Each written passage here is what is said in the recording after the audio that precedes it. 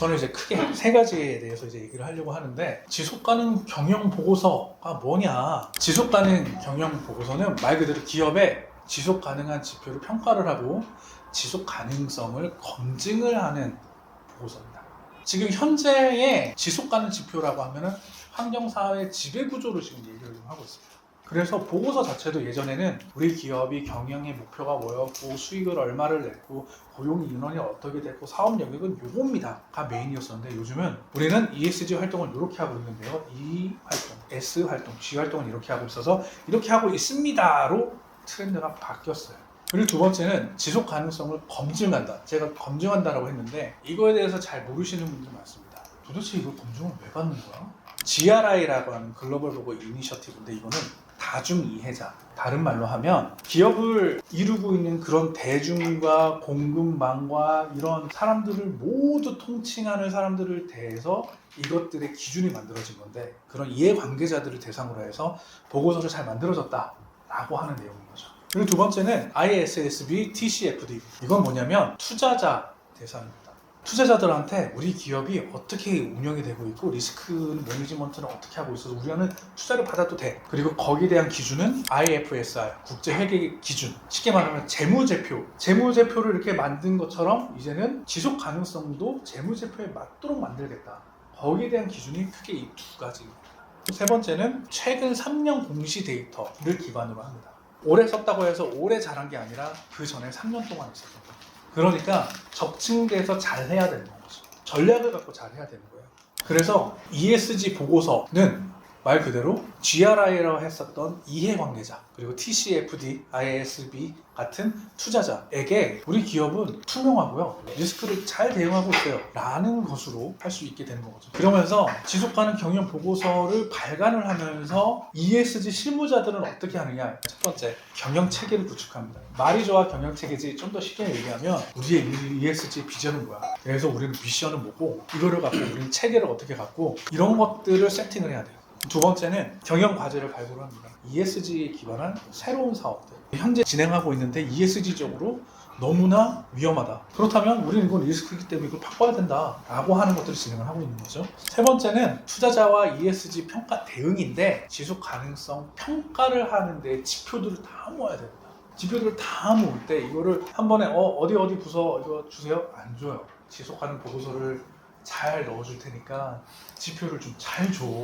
그래야지 우리가 이렇게 해줄 거 아니야 라고 ESG 담당자들은 하고 있죠. 그리고 그거를 기반으로 해서 ESG 평가 대응을 하고 있습니다. 그리고 더 중요한 건 뭐냐, 그럼 ESG 보고서 좋아, 알겠어. 그런데 왜 우리가 이거를 발간을 해야 돼? ESG가 의무화가 되는 게 공시가 됐습니다. 자산 2조 원 이상, 그러니까 쉽게 말하면 대기업은 25년서부터, 그리고 모든 기업은 2030년서부터. 중요한 건 이 ESG 지표를 지금부터 잘 관리하고 있지 않으면 투자를 못 받아요. 그런 와중에 저는 이제 CJ에서 ESG 자원순환 사업들을 좀 총괄하고 이제 운영을 하면서, CJ는 어떤 방향으로 가고 있는가. CJ라고 하면 식품, 문화, 물류, 엔터, 요 4개를 메인으로 하고 있습니다. 여기에 CPWS를 대표 지향점으로 기업의 성장 엔진을 강화하겠다. 그리고 이번에 지속가능 보고서가 CJ 그룹사 전체로 해서 나왔습니다. 컨텐츠하고 목록표를 보시면 맨 처음에 ESG 서머리가 나오고 ESG로 탁탁탁 떨어져요. 그래서 CPWS가 도대체 뭐냐. C는 컬처, P는 플랫폼, W는 웰니스, 그리고 서스테이너빌리티. CJ의 지속가능 보고서를 보실 때 CPWS를 생각하고 보시면 더 잘 읽히실 겁니다. 마지막으로 대한통운에서 했었던 것들에 대해서 한번 얘기를 해드릴게요. 세프트 플래닛 얼라이언스라는 것들을 작년부터 진행을 했습니다. 더 간략하게 말씀드리면, 아파트에 사시는 분 있으실까요? 손 안 듣는 거 다 주택에 사시나 본데 아파트에 이렇게 보면 일주일에 한 2-3번씩은 주민들이 다 모여서 분리수거 이렇게 합니다. 열심히 깨끗하게 다 이렇게 해요. 근데 이거를 수거해 가는 거를 보신 적 있으신가요? 수거를 할 때 큰 트럭이 하나 옵니다. 깨끗하게 분리배출한 거를 그냥 쏟아부어요. 다 쏟아부어요. 그러니까 이 트럭 안에서 뒤섞임이 일어나는 거예요. 이 차가 어디를 가느냐? 중간 처리장으로 갑니다. 선별장이라고. 선별을 하겠구나. 갔는데 그냥 공터예요. 공터에 뒤섞인 차가 10대가 한꺼번에 들어보여. 2차 뒤섞임이 일어나죠. 그럼 이거를 로봇들이 뭔가 이렇게 하나? 한 개의 레일에 들이 숨이 뽑아요. 그러다 보니 실질적인 재생은 10%도 안 됩니다. 말 그대로 10개 중에 하나만 되는 거죠. 저는 이제 그런 것들을 해결하고 싶었어요. 그래서 업계의 사람들 다 만나보니까 어떻게 했으면 좋겠느냐라고 물어보니 깨끗하게만 주면 우리 100% 다 할 수 있다. 그래요? 그럼 깨끗하게 할 수 있도록 제가 한번 모아볼게요. 두 번째, 가장 깨끗하게 나오는 PT병이 어디에 있을까? 5성급 호텔이었어요. 5성급 호텔은 매일마다 PT병이 2개씩 계속 해서 5성급 호텔에서 나오는 PT병을 택배로 수거를 해서 재생 공장으로 가서 했기 때문에 저희는 100% 재생을 완료를 했습니다. 쉘터 플래닝 얼라이언스라고 해서 우리가 PT병을 모아서 재생을 해서 바틀 바틀을 최초로 진행을 했습니다. 이 바틀도 그린 에디션을 만들어서 판매를 하고 그 수익금을 가지고 친환경 공모전을 진행을 했었습니다. 오늘의 발표는 이렇게 마치고 두 번째 얘기 한번 들어보도록 하겠습니다. 감사합니다.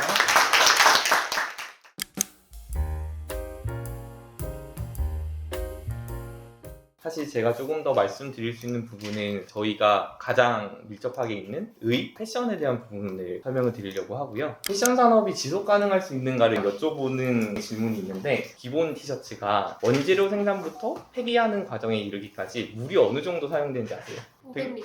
500리터 업이요. 1톤이 업이요. 1500m.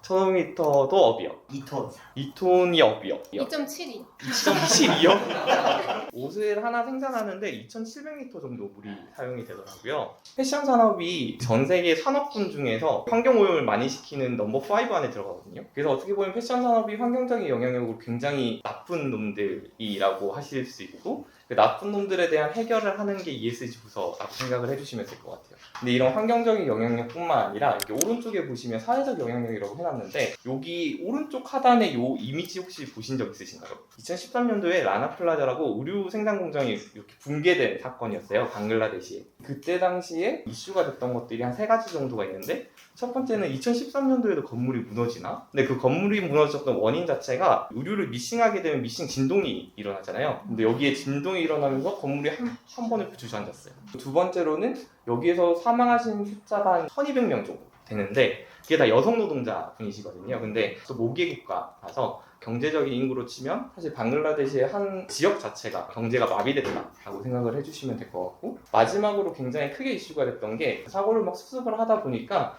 공장에서 어떤 것들을 생산했지? 라고 사람들이 보게 되는데, 보게 되었던 그 의류 자체가 그 옷들이 발견이 된 거죠. 사실 2013년도까지만 하더라도 SPA 브랜드가 굉장히 인기가 많았거든요. 그 당시에 인기가 많았던 이유가 되게 값싸다, 근데 빠르게 패션성을 가지고 입을 수 있다. 근데 그 배경의 자체에는 저렇게 열악한 노동 환경이 있네? 근데 아직도 어떻게 보면 패션 산업에서 저렇게 열악한 노동 환경에 있는 분들이 굉장히 많이 있고, 어떤 산업군에 비해서도 패션 산업이 그 상품을 만드는 그 과정에서 가장 복잡한 산업이에요. 그래서 어떻게 보면 저희는 되게 나쁜 놈입니다. 그래서 패션 산업들을 조금 변화를 시키자라고 하는 움직임들이 있고요. 이제 EU가 처음 나서서 하고 있고, 그 다음에 미국. EU 보시면 EU 소재에 있는 기업들은 협력업체한테도 환경보호나 근로자 인권에 대해서 실사를 해라 라는 게 의무적으로 되어 있어요. 기업이 가지고 있는 책임의 범위가 예전에는 기업 혼자 잘해 였는데, 이제는 기업 혼자 잘해 말고 기업이 가지고 있는 공급망, 협력업체한테도 걔네가 잘하고 있는지 니네가 직접 확인을 해.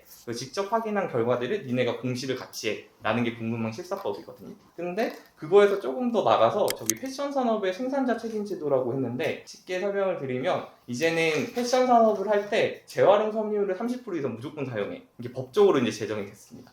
그리고 내구성 일정 수준이 뭐냐면, 옷을 5번 빨았는데 망가지면 그거 다 기업 책임이니까 그 기업들 나가, 벌금 내 라고 하는 거고, 제품 폐기나 소각 정보 공개라고 하는데, 실제로 이제 패션 브랜드 같은 경우에는 재고를 쌓아놨다가 상품 가치가 좀 떨어지면 그거를 폐기를 하는데, 그 폐기하는 방식이 소각이 가장 값싼 방식이에요. 그래서 그게 소각을 많이 하는데 그런 정보들 다 공개해. 그러니까 어떻게 보면 기업의 1급 비밀들 다 공개하는 제도이기 때문에 어떻게 보면 SPA 브랜드 다 나가 라고 하는 제도고, 이 브랜드에 맞춰서 지금 패션 산업들도 움직여야 되는 추세이고요. 그리고 사실 패션 산업에서 가장 중요한 거는 여기 계신 여러분들이시거든요. 고객분들.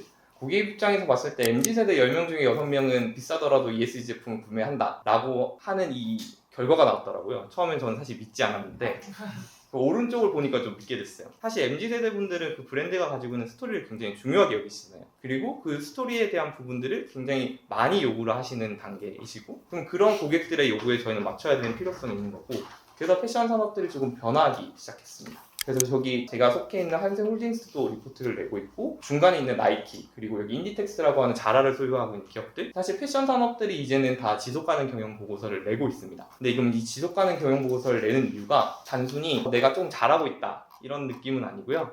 어떻게 보면 패션 산업이 굉장히 잘못하고 있던 것들이 많았어요. 그 잘못하고 있는 것들에 대한 반성문이라고 보시면 될 것 같아요. 그래서 사실 다른 기업들을 욕하기보다는 저희도 좀 잘해야 될 것 같아서 저희의 반성문을 한번 오늘 말씀드리려고 하는데, 제가 속한 회사는 한세예스24라는 홀딩스 지주사이고요. 저희 쪽에서 되게 생산하는 의류 자체가 많은데, 사실 저희가 2016년도 때 굉장히 크게 혼난 적이 있어요. 저희 한세실업이 가지고 있는 이제 생산 공장 중에 베트남 생산 공장이 있었는데, 인권 문제가 한 187개 정도 이슈가 막 엄청 많이 발생을 해서 반성을 하자, 어떻게 할래? 라고 하다가 저희 쪽 나름에서 만든 게 컴플라이언스 팀이었어요. 그래서 지금은 저희 본부 자체에서 컴플라이언스 팀이 있고, 각 생산 공장에 다 컴플라이언스 팀을 두고 있어서 컴플라이언스 팀에서 인권에 대한 부분이나 노동자의 안전에 대한 부분들을 관리를 하고 있고 해결하는 시스템을 갖추고 있고요.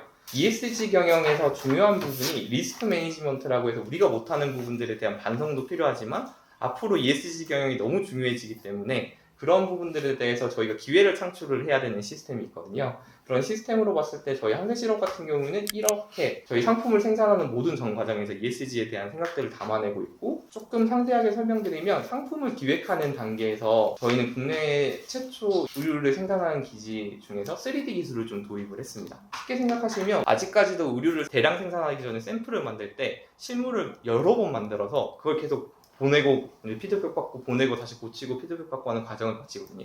그렇게 만들어지는 의류 생산량이 되게 많아요. 근데 그런 부분을 어떻게 줄일 수 있을까라는 고민을 하다가 저희 쪽에 생각했던 게 이제 3D 기술을 도입해보자. 그래서 실제로 저희가 3D 기술을 통해서 실제 원단의 특성이나 텍스처가 다 이제 반영될 수 있는 3D 기술을 반영해서 그 샘플들의 한 80% 정도는 이제 3D로 좀 바꾸는 시스템을 도입을 하고 있고, 최근에는 가상 샘플로 약간 가상 패션쇼까지 한번 진행을 해봤었습니다. 그리고 의류에도 순환 경제가 사실 필요해요. 의류는 재활용률이 1%도 안 됩니다. 그 이유 자체가 사실 의류에 속해져 있는 부속물이나 의류 소재에 대한 부분도 굉장히 많은 가공물들이 섞여 있기 때문에 순수한 상태로 재활용을 하려고 하면 그렇게 다 분류를 해야 되는데, 그렇게 할 수 있는 인건적인 부분이나 에너지 부분들이 안 되기 때문에 그런 부분들을 못 하고 있었고, 근데 그런 부분에 있어서 저희 쪽에서 조금 도입하는 시스템 자체는 좀 패션 산업에서 처음으로 약간 순환 경제를 한번 만들어 보자. 그래서 저희 쪽에서 지금 하고 있는 부분들은 패션 산업에서 리커버에 대한 의류들을 가지고 와서 만들고, 그 의류들을 다시 회수해서 다시 폐기물로 만들어서 다시 다른 상품 만드는 그런 순환 경제를 구축하려고 하고 있고, 제 발표는 여기까지입니다.